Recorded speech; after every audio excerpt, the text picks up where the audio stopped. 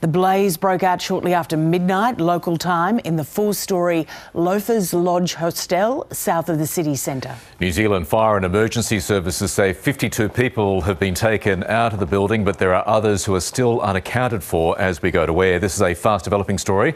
Let's go straight to Richard McLean, who is the spokesman for Wellington City Council. Richard, really appreciate your time this morning. What's the latest information the council has about this fire? Well, our information is pretty much the same as yours. It's a very rapidly developing story. All we know is formally is what the fire services have publicly said, which is that there are multiple fatalities. And so tell us about the hostel. How popular a place is it, as far as you know?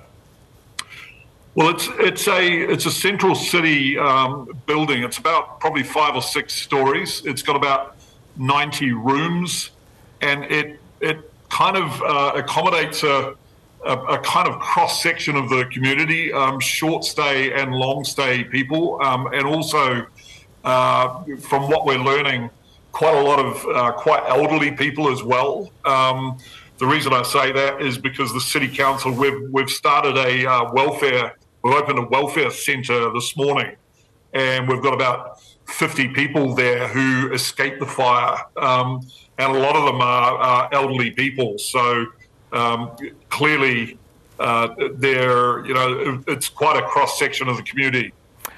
Yeah, and given that, it just simply underscores how big an impact this fire is clearly going to have on Wellington and the local community. Oh yeah, everybody is absolutely traumatised by this event. You know, this is not something that we normally expect to happen in Wellington, and so the whole community and everybody involved is traumatised by this. I was just at the emergency centre we've set up.